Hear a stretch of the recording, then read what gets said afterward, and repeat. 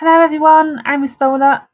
I thought I'd do a little video about my job at Disneyland Paris as you're doing a lesson on Paris today.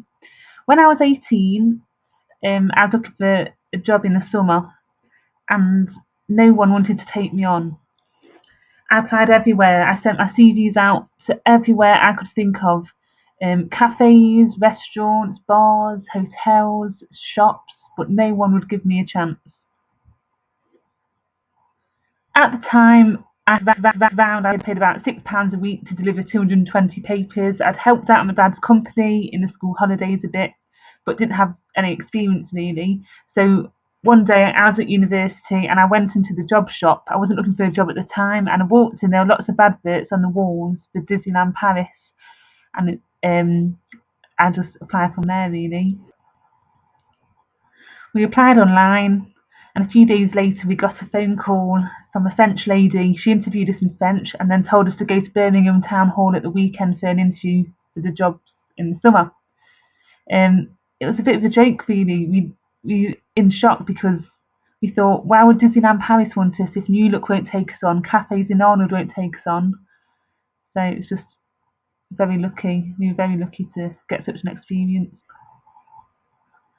We both got the job and worked at Disneyland that summer, 2010. We also worked there the two following summers.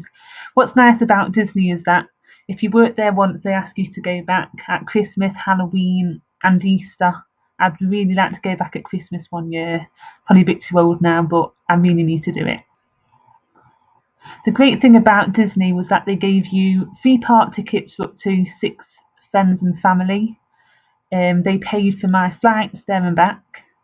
The food in the canteen was cheap. They gave me a £75 discount off local transport. So when I went into Paris at the weekends, it was literally €2, and there were shops for the staff with lots of really good discounts.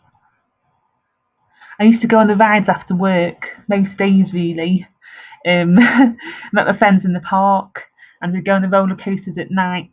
At night, especially, as it was a lot quieter because everyone was watching the fireworks in front of the castle in the summer. So you literally went on Space Mountain or Big Thunder Mountain about 3 or 4 times in a row.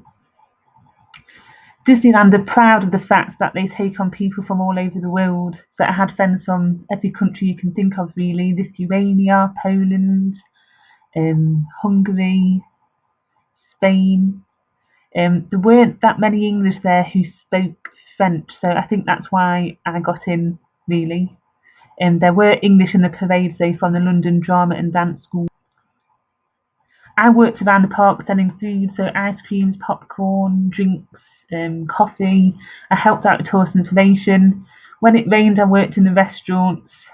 I was a really bad waitress. Sometimes you had to carry really big trays full of bottles of wine, and I didn't do it the way I was supposed to. I just did what I could, really, when staff were off, so I just helped cover. On my days off at the weekends, I'd go into Paris and explore. I remember once I went, got some cheap train tickets in Paris and went to the north coast, went around Normandy and had a lovely day there. The first summer I worked there, it was about 40 degrees most days in July. It was so hot. It was so hot that my watch actually melted. The thunderstorms are crazy. There were once about 2 thunderstorms in one day, and the basement of the hotel I was staying in completely flooded. Yeah, just crazy weather in the summer in Paris.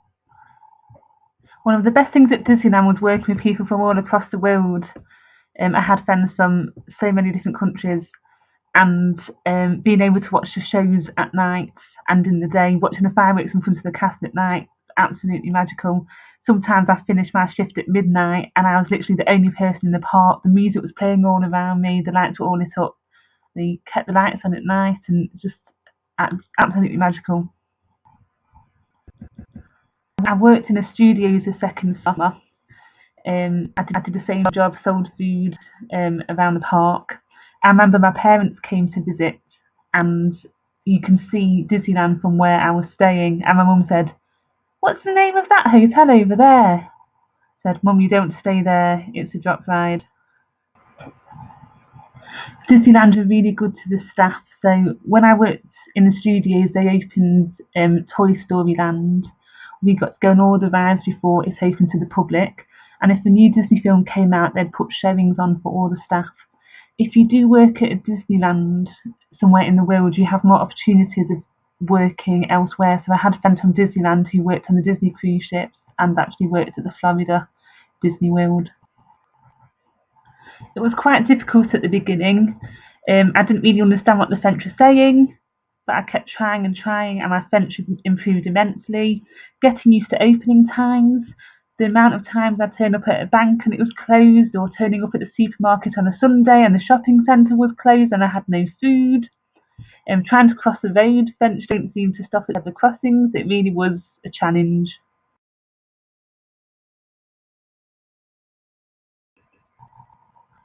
I loved going to Paris at the weekends and exploring new places, little streets.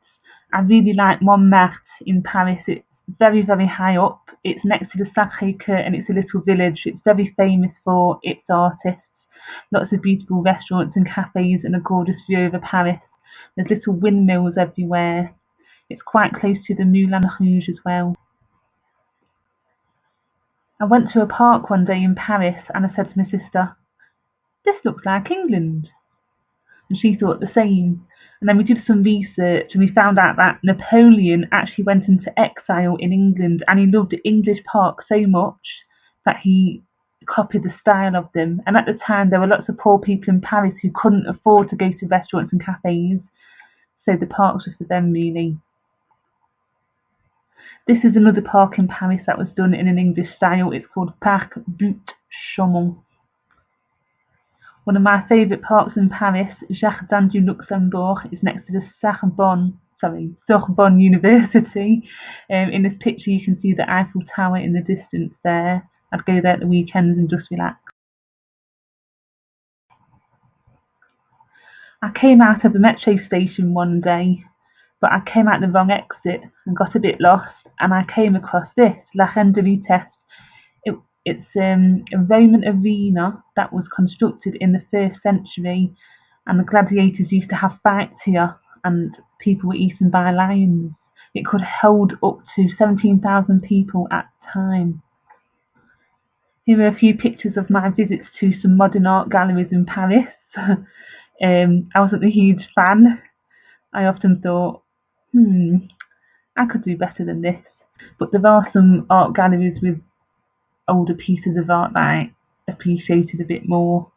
So I hope you've enjoyed Paris, and if you ever get the chance to work or live abroad, do it.